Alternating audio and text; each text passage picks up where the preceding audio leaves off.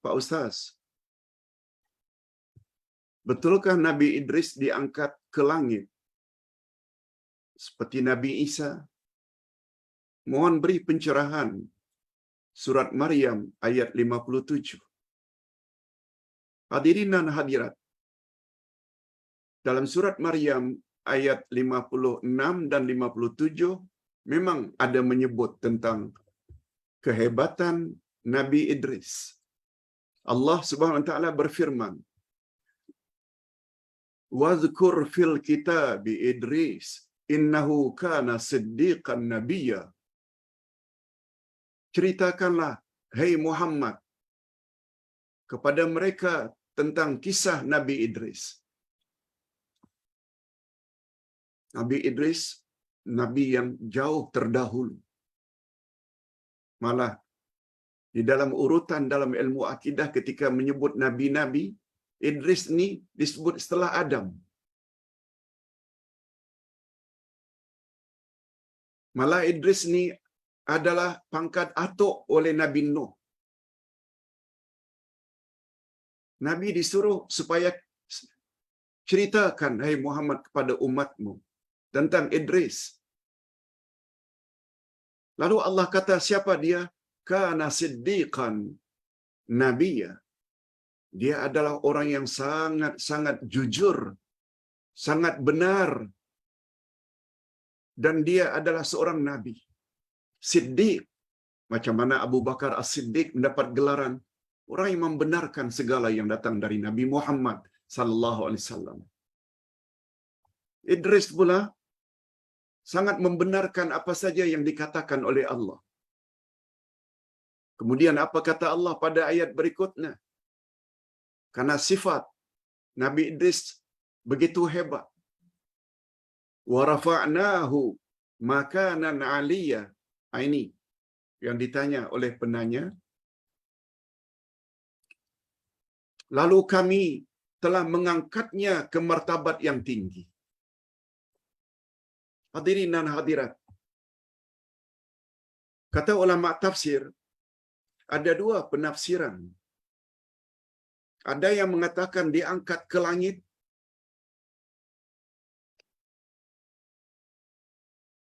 Itu sebabnya Nabi Muhammad sallallahu alaihi wasallam ketika Isra dan Mi'raj, ketika naik ke langit yang keempat, jumpa Nabi Idris. Itu dijelaskan oleh Nabi. Dan pendapat yang kedua, ini pendapat yang lebih kuat. Nabi Idris telah diangkat oleh Allah dengan maksud Allah angkat kedudukannya sangat tinggi, bukan diangkat ke langit. Sebab Nabi Muhammad sallallahu alaihi wasallam juga ketika Mi'raj juga jumpa Nabi Adam, Nabi Ibrahim, Nabi Musa. Itu tidak bermakna mereka semuanya diangkat seperti Nabi Isa diangkat. Jadi ringkasnya, Nabi Ibrahim itu adalah Nabi yang sangat-sangat hebat, akhlaknya, akidahnya, ibadatnya. Malah pernah memohon pada Allah minta dipanjangkan umur supaya dapat menambah lagi amal-amal saleh untuk dibawa bekal setelah mati. Padahal beliau garanti masuk syurga. Kita berpindah kepada soalan yang kedua. Pak Ustaz, kisah Uzair dan Salman Al-Farisi juga sangat hebat. Sebagaimana hebatnya cerita Ashabul Kahfi. Ini pertanyaan dari Palembang, Indonesia. Terima kasih Khairul Fattah dari Palembang. Beliau ikuti terus pengajian online setiap hari.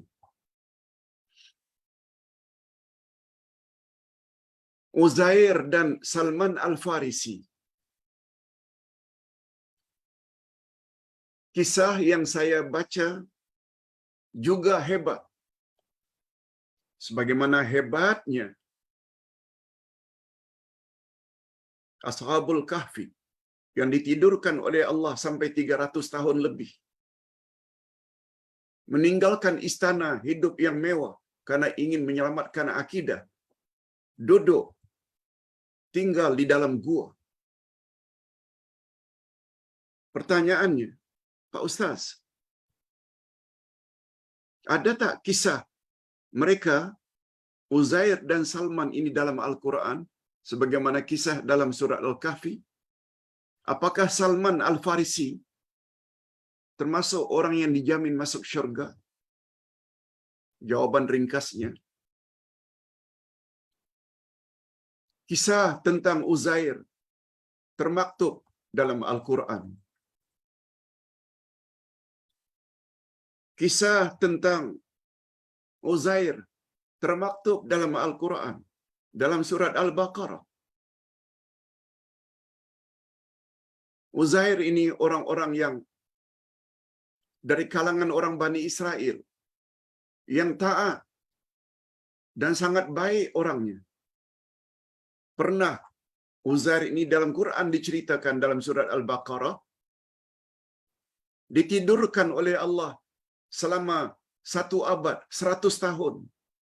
Kalau Ashabul Kahfi 300 tahun lebih, Uzair ditidurkan oleh Allah, dipingsankan oleh Allah 100 tahun, kemudian dibangkitkan balik oleh Allah. Kisah itu ada dalam surat Al-Baqarah.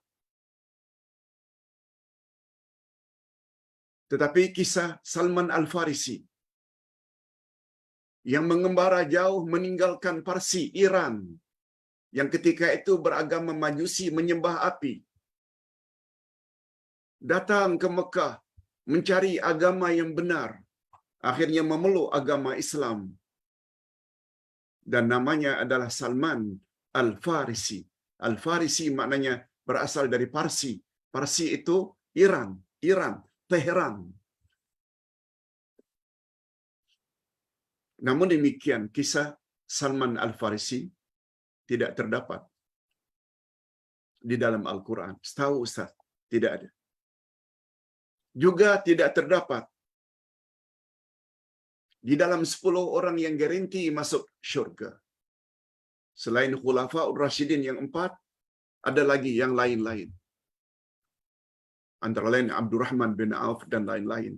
Tapi nama Salman Al-Farisi tidak tercantum sebagai orang yang garanti masuk syurga. Tapi beliau termasuk salah seorang sahabat yang mulia. Yang ketiga, Pak Ustaz,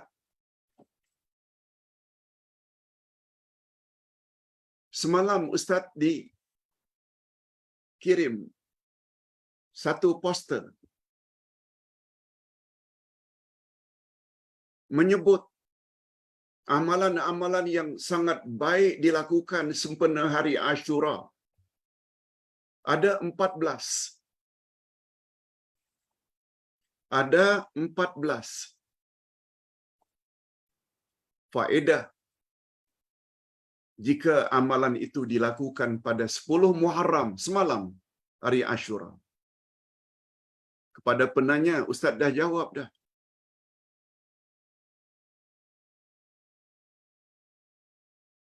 Cuma bagus jugalah untuk pengetahuan, Ustaz baca di sini. Puasa 9 dan 10 Muharram, fadilatnya akan dihapuskan. Dosa selama 1 tahun. Cuma ada tambahan pula. Fadilat puasa 9 dan 10 diberi pahala seperti 1000 kali naik haji. 1000 kali. 1000 kali umrah. Dan 1000 kali mati syahid. Dan diharamkan daripada neraka. Ini confirm tidak ada datang dari Nabi.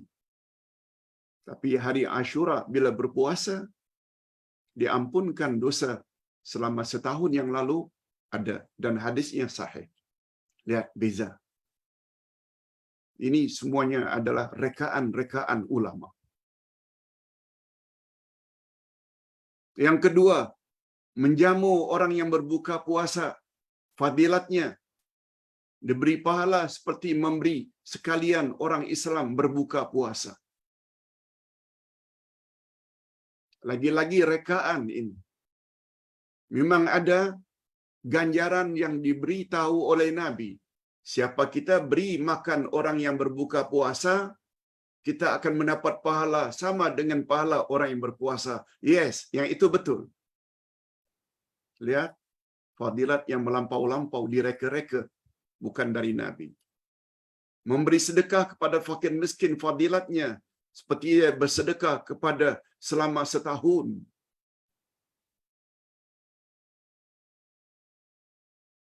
Kita teruskan. Mandi pada hari Ashura, fadilatnya tidak akan sakit pada tahun itu. Lagi-lagi palsu.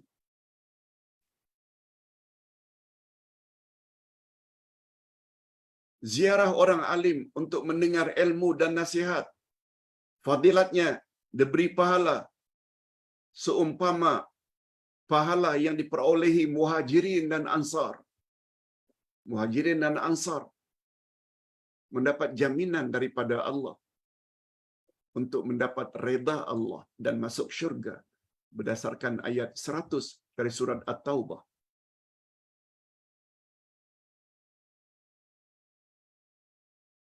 Di sini dikatakan apabila kita ziarah orang alim pada hari Ashura, dapat sama betul dengan ganjaran yang diperolehi muhajirin dan ansar. Lagi-lagi rekaan belaka. Menyapu kepala anak yatim dan bersedekah kepadanya. Allah akan mengurniakan setiap helai rambut 1 derajat di dalam syurga. Allah akan mengurniakan sepohon pokok di dalam syurga pada tiap-tiap rambut yang disapunya. Lagi-lagi tidak ada hadis yang sahih.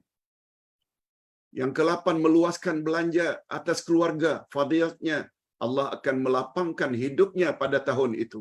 Betul, yang ini ada. Tapi kita dah sebut beberapa hari yang lalu. Hadisnya mungkar. Ada yang mengatakan hadisnya dhaif, tidak sahih. Berbuat baik, memberi belanja lebih kepada ahli keluarga, bagus. Tapi jangan dikaitkan dengan akan murah rezeki pada tahun itu. No. Hadisnya mungkar. Yang ke-9, besar fadilatnya bila memotong kuku pada hari Ashura. Juga bercelak mata. Bila bercelak pada hari Ashura, matanya tidak akan sakit untuk selama-lamanya sampai dia mati.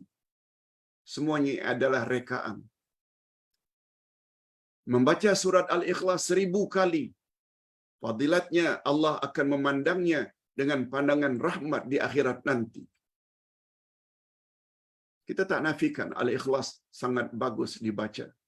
3 kali saja sama dengan membaca 1 Al-Quran, apalagi 1000 kali. Tapi mengaitkannya dengan fadilat ini tak. Menghubungkan silaturrahim. Membaca surat Al-Fatihah 7 kali. Kemudian disapukan kepada kepalanya dan mukanya dan diperbuat ahli keluarganya.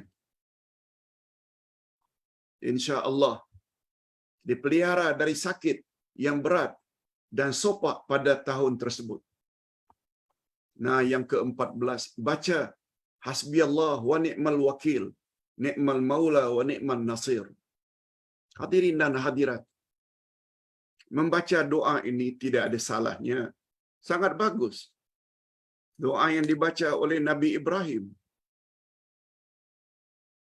Yang dengan sebab bacaan itu ketika dilempar dalam api oleh Raja Namrud, Allah suruh api supaya sejuk dan dingin.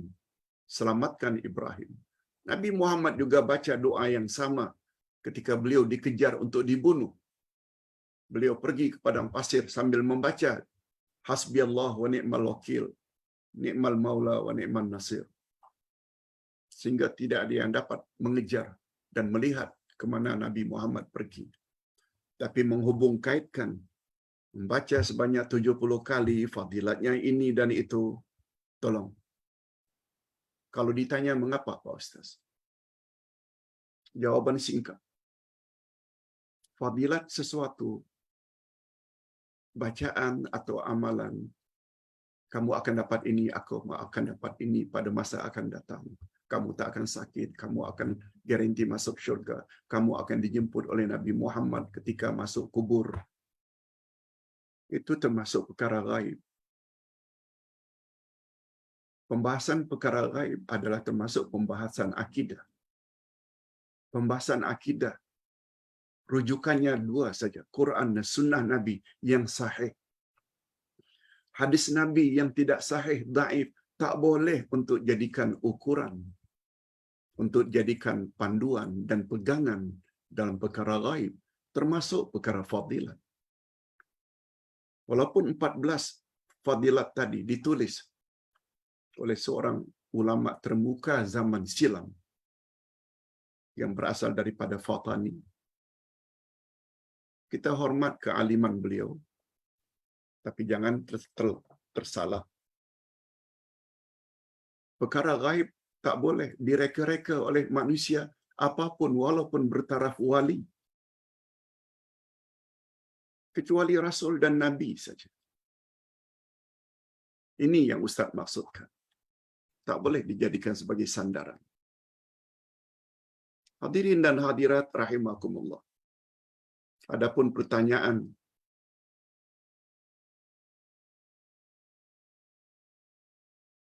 berikutnya, yang kelima.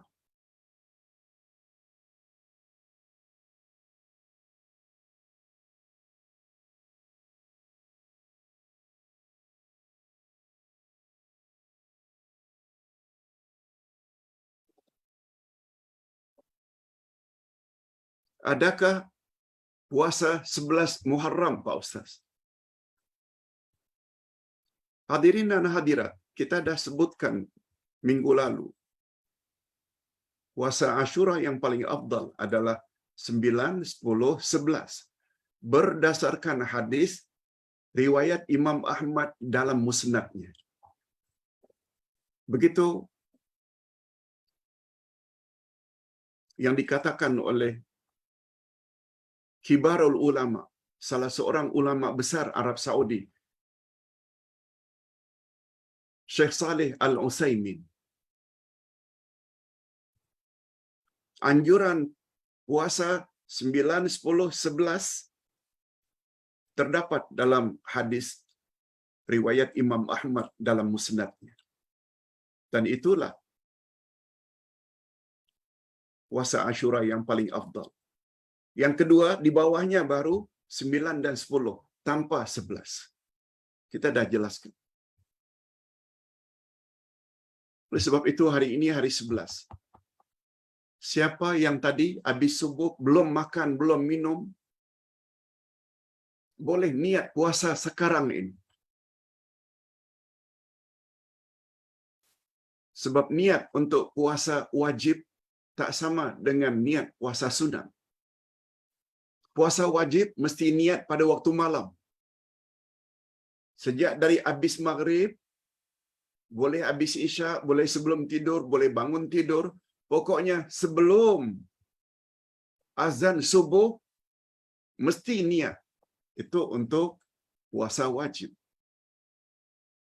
Apakah puasa Ramadan, apakah puasa qada, apakah puasa kafarat, itu semua puasa wajib, niat mesti waktu malam. Adapun puasa sunat, Senin, Kamis, Arafah, Ashura, puasa hari-hari putih, boleh niat pada waktu siang.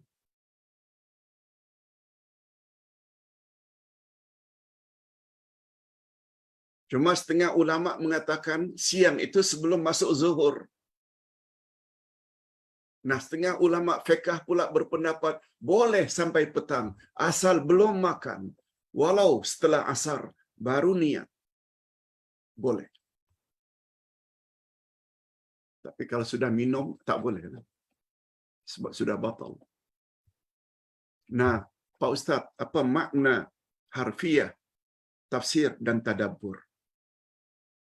Hadirin dan hadirat, sebagaimana Ustaz selalu sebut, terjemah ada dua jenis. Terjemah harfiah, maknanya literal translation. Macam yang kita baca tadi.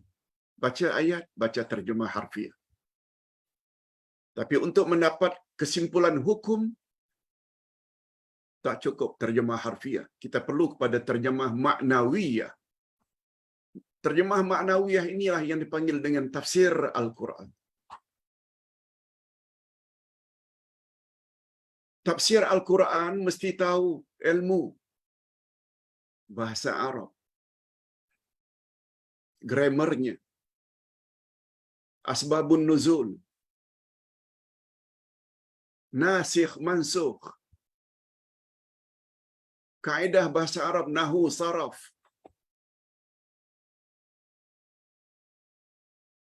Perlu faham akidah. Perlu banyak tahu tentang ilmu fiqh. Banyak ilmu yang perlu dimiliki untuk membolehkan seseorang itu menafsirkan Quran. Itu sebabnya dinamakan terjemah maknawiyah, yaitu menghimpunkan segala ilmu-ilmu tadi, akhirnya dapat satu kesimpulan. Itu namanya tafsir. Adapun tadabbur, bolehlah diartikan tadabbur ini menghayati. Menghayati Al-Quran. Tadabbur diambil dari kata tadabbur, tadabbara, ya tadabbaru, tadabburun. Maknanya, hadirin dan hadirat, sebelumnya Ustaz ingin sebut lebih dahulu. Tadabbur akar asalnya dari dal ba ra. Dal ba ra, yaitu belakangan. Nabi sallallahu alaihi wasallam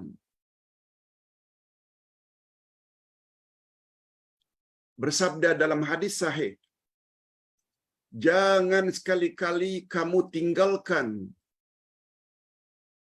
dubura kulli salatin, dubur setiap salat, untuk berdoa, Allahumma a'inni ala zikrika wa syukrika wa husni ibadatik. Jangan sekali-kali kamu tinggalkan pada bahagian belakang salatmu, ya Allah bantulah aku untuk senantiasa ingat kepadamu, ya Allah bantulah aku untuk senantiasa mensyukuri nikmatmu, ya Allah bantulah aku untuk senantiasa memperbaiki ibadatku kepadamu. Nabi gunakan dubura kulli salat. Kulli setiap salat. Dubur belakang. Belakang maksudnya ada yang mengartikan setelah tahiyat akhir. Baca doa. Allahumma a'inni ala zikrika wa syukrika wa husni ibadatik. Termasuk minta dilindungi dari 4 fitnah.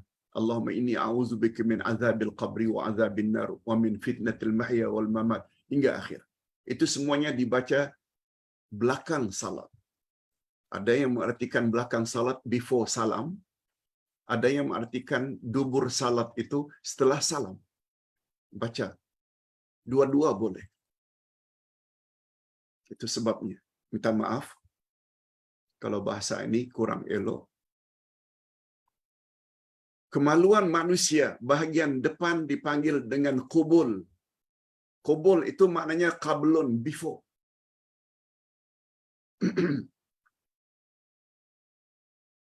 Qubul itu maknanya bahagian depan. Qubul bahagian depan. Kalau untuk laki-laki dipanggil zakar, kemaluan laki-laki. Untuk perempuan dipanggil faraj, bagian depan. Sedangkan bahagian belakang, tak kira laki-laki, tak kira perempuan, dipanggil dubur. Tempat keluarnya najis. Minta maaf. Tapi untuk agama, pemahaman, kita tidak dilarang bercakap tentang perkara ini. Nah, apa kaitannya Ustaz dubur dengan tadabbur? Tadabbur membawa makna.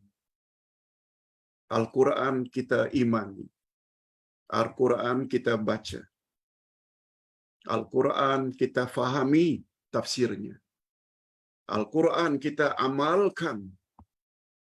Dan last sekali kita sampaikan kepada orang lain. Share, dakwah, viralkan kebenaran Al-Quran yang telah kita imani, baca, fahami tafsirannya, amalkan untuk diri sendiri, sebar-sebarkan, kesemuanya itu dipanggil dengan tadabbur. Dengan kata lain, Quran yang kita pelajari selama ini, kita laksanakan untuk diri kita dan kita bimbing orang lain ke arah itu. Betul tak itu maknanya ayat-ayat Quran yang kita pelajari berakhir dengan pelaksanaan dan penyebaran. Itu dia tadabbur. Oleh sebab itu tidak cukup kalau Quran hanya sekedar diimani dan dibaca. Juga belum cukup walaupun difahami kalau tidak diamalkan. Masih belum cukup. Belum berakhir. Ini makna tadabbur. Akhir. Belum berakhir. Walaupun telah diamalkan. Andai kata apa yang telah kita ketahui dan amalkan itu tidak kita sampaikan kepada orang lain. Itu makna tadabbur. Kita hayati. Kita jadikan hidup kita ini macam Quran berjalan. Sebagaimana sabda atau kata-kata isteri Rasulullah. Macam manakah akhlak baginda? Isteri-isteri Rasul menyebut, kana khuluquhu al-Quran. Akhlak Rasulullah adalah Al-Quran. Seolah-olah Quran itu atau Nabi Muhammad macam Quran berjalan. Suruhan-suruhan Allah baginda buat, larangan-larangan Allah baginda jauhi. Bapak-bapak